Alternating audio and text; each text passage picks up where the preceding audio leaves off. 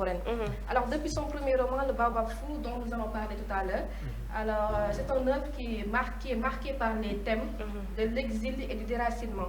Elle a publié 11 ouvrages où elle aborde avec brio des sujets profonds comme l'identité, la condition humaine et les traditions africaines. Mais aussi, c'est dans un style unique, mêlant humour et gravité, que Ken Bougoul conjugue la langue française héritée de l'époque coloniale à des éléments de la culture wolof, donnant une dimension universelle à son écriture. En plus de sa carrière littéraire, elle s'est distinguée comme militante, parcourant le monde pour défendre les droits des femmes et promouvoir l'écriture comme outil de résilience et de thérapie.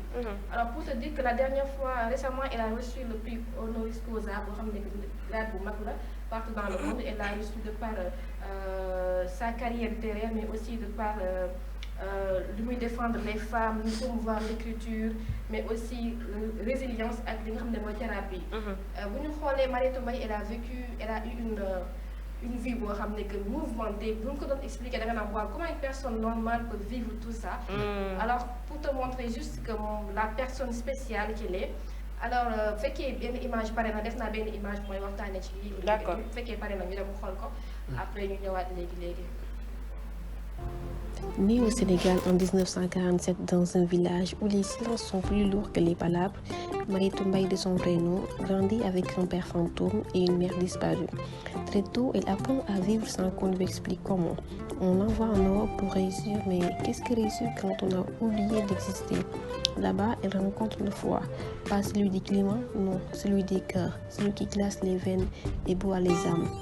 Ken Bougoul, cette femme qui écrit depuis la marge, n'a pas choisi la littérature. Il y a écrit contrainte. L'écriture pour elle n'est pas un exercice, c'est une délivrance, une façon de ne pas se perdre tout à fait dans la nuit. Le Baobab fou est né d'une errance. C'est un roman écrit alors qu'elle dormait sur les bancs et cherchait dans les regards ce que la vie lui refusait. Un refuge, une reconnaissance, un amour.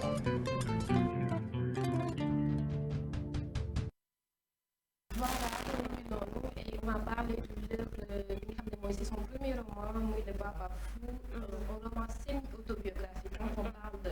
Parce que autobiographique de femme, quand l'auteur met à nu sa vie, mais semi-autobiographique de femme, elle parle de sa vie, mais dans une fiction. Tu sais que c'est elle, mais il y a aussi une fiction juste pour atténuer quelque chose, mais aussi pour dénoncer. Peut-être que parler des autres, parler de moi pour parler des autres. Roman, c'est très important et c'est toutes les actualités parce que comme c'est une personne qui elle a une vie mouvementée et à chaque fois dans ses œuvres, tous ses 11 œuvres, une partie de sa vie qu'elle raconte. Donc voilà, elle a dit, on pouvait rêver sa vie, mais on ne peut pas rêver sa réalité. Une question que je peux poser, on pouvait rêver sa vie, mais on ne pouvait pas rêver sa réalité. Au-delà de Ken Bougoul, la citation qu'elle a dit, on pouvait rêver sa vie, mais on ne pouvait pas rêver sa réalité. D'accord. Voilà, en fait, bien sûr. Comment moi philosophe mu ñëkke rek. Waaw. Mais moom bu jigee tontu est-ce que ñu ngi am li wax. C'est-à-dire que le Baobab fou, je pense que ni Baobab am na lu muy symboliser. Sur le plan africain, sur le plan aussi sénégalais, sur le plan national quoi. À travers les racines de tronc, les branches, c'est-à-dire que boo xoolee vision 2050 bi nga xam ne ce nouveau régime sax dañ ko indi boo xoolee symbole bi c'est le baobab c'est le baobab parce que baobab souvent day nekk garab bu mag a mag a mag te lépp lu mag rek je pense que ne war na ci mën a jàng wala bon war na ci mën a jàng bu baax baax voilà léegi à travers sa question aussi si j'ai bien entendu vous pouvez rêver sa vie, sa réalité. C'est très clair. Oui. Vous pouvez rêver sa vie, mais on ne pouvait pas rêver sa réalité. Bon, pour moi, il faut toujours rêver. Hein. Il faut toujours rêver. Parce que moi, dans le japonais, c'est-à-dire que la femme rêve réalisé, et des cauchemars, parfois, bu fekkee dafa dal sa kaw, dina compliqué pour nga mën ko maîtriser quoi. C'est-à-dire que c'est bien de rêver, hein, d'après gis-gis boobu laa ci am.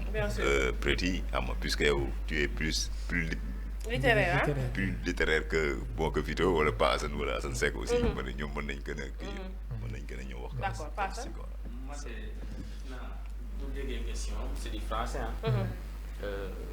damay indi tuuti rek ci côté suñu nguur gi vision 2050 ñoom est-ce que dinañ yor réew mi ba 2050. Ça c'est un rêve. C'est un rêve. li ñu wax ne dinañ ko fi def fii ba 2050 yi rêve la mais réalité bi nag mooy li ñuy dund fii ba 2050 mun na am sax ñoom mos dem bi la ñuy def 5 ans bi la ñuy dóor après ñu dem keneen ñëwaat. Très bien. kon rêve boobu bu ñu ko mën a réaliser. D'accord. d'accord loolu mooy réalité bi le rêve la. Le rêve là, loolu rek la effectivement. day am si ku nekk quoi. D'accord. Bon, je pense que je peux répondre, hein, voilà, pas Hassan. Non, répondre la fois. Voilà. Donc, Moussé. Honneur aux dames. Ouais, d'accord. Donc, en fait, je m'inscris dans le même siège parce que le rêve, en tout cas, c'est permis à tout le monde.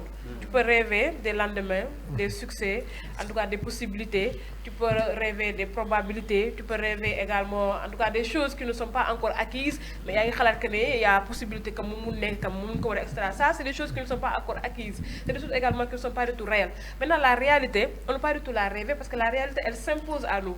Elle est brute. Elle vient, elle s'installe du moins avec ses vérités, avec ses douleurs, avec ses succès, avec en tout cas ses je veux dire, sentiments de jouissance, entre autres. Donc, comme la réalité aujourd'hui, hier, parce que disait il faut que nous criminalisions l'homosexualité, même avec l'Assemblée nationale seulement, ça c'était un rêve. Donc, etc. Aujourd'hui, la réalité, est-ce que vous avez en tout cas tous les prérequis, est-ce que vous avez en tout cas toutes les possibilités pour que vous criminalisez? Maintenant, vous êtes dans la réalité. Alors, soit vous avez une population, soit vous avez une réalité douloureuse pour les gens, mais on ne peut pas s'échapper parce qu'après tout, c'est eux qui détiennent en tout cas les clés et le pouvoir. La réalité, on ne peut pas du tout la rêver, elle s'impose directement à nous, mais le rêve, on peut connaître mon rôle, si on a un auto, on a un cœur, on a un jabar, on a un cœur, etc. Ça permet à tout le monde. waaw man su may ñëw dama naan comme ni ñu ko jàngee rek c'est-à-dire premier pas pour aller vers le succès c'est le rêve il faut rêver mooy le premier pas pour nga mën a dem si pour aller vers le succès donc après le rêve il faut nga jéem a concrétiser loolu noonu li nga rêvé loolu mooy indi réalité bi si su ma koy expliquer d'abord ci loolu laa koy jëlee mais sur une autre angle mën naa ne le rêve comme ni ko comment dire Jean-Paul Sartre si je ne me trompe pas waxee le destin c'est ce que maanaam nekk na loo xamante ne ñun ñoo koy bindal suñu bopp qu'on a tendance à définir le destin comme étant loo xamante ne ça va au-delà de notre contrôle mais pour le destin c'est ce que on écrit tout au long de notre vie maanaam ñun ñooy bind suñu destin bu bopp mu nekk loo xamante ne c'est-à-dire su may ñëw ci point de vue ci question moom mooy le rêve c'est nekk na loo xamante ne ñun la mais la réalité ça va au-delà de notre contrôle nekk loo xamante ne ñun ñoo ko yore parce que nit ku nekk am nga vie bu nga tracé sa bopp nit ku nekk am na vie bu nga tracé sa bopp mais est-ce que vie boobu la yàlla suñu borom tracé. Mais est-ce que pour ça, je ne sais pas, je n'ai pas vu la situation, la destinée. Parce que le destin, c'est Dieu. Mais la destinée de la personne, ça c'est la personne. Bon, Jean-Paul Sartre, c'est la citation qu'elle a dit. Ouais, mais aussi le destin, c'est discutable. C'est comme ça, c'est comme ça qu'il a. C'est ça qui fait la beauté de la philosophie. Hein? Le fait de. Tout est relatif. Tout est relatif. Le fait d'aller au-delà de ce que les personnes disent. Pour me revenir, pour moi, je pense que le rêve, c'est ce que l'on se permet. Le chemin qu'on se trace nous-mêmes. ndax nit ku nekk boo juddee di nga tracer sa bopp chemin donc la réalité mooy loo xamante ne moom la yàlla ci yàlla ci jagleel ndax mën nga tracer sa bopp yoon yàlla tamit dalay tracer yoon ndax nit ku nekk ñu ne bu nga amee 40 jours si sa biir yaay lañ commencé tracer la sa yoon donc yoon boobu noonu mooy réalité bi mooy li nga war a dund le rêve mooy yow li nga bëgg a dund. li nga war a dund est-ce qu'on peut pas dire le rêve c'est la destinée la réalité c'est le destin. C'est le destin. C'est ça n'est-ce pas. Très bien. Non, madame, faut nous juste qui nous parle, nous ne savons pas. Mais vous avez bien dit, c'était ça en fait, c'est ça. Ah, d'accord. Alors, l'imaginaire, espace de liberté là où tout est possible, c'est un refuge. Tu rêves, c'est des choses personnelles, des choses que tu as envie d'avoir, mais la réalité c'est tout autre chose. C'est un territoire elle t'impose ses douleurs, ses limites. Hein? Tu ne peux pas en fait échapper. Mënoo ko échapper, mënoo ko gérer aussi. Alors que le rêve, tu peux te dire, j'ai envie d'avoir, à 25 ans, j'aurai un mari, une voiture et tout. Mais la réalité, c'est tout autre chose. C'est des choses qui ça te rattrape. Tu peux pas, mënoo ko modeler comme bon te semble. Alors que le rêve, tu peux le modeler comme bon te semble. Mais la réalité, c'est tout autre chose.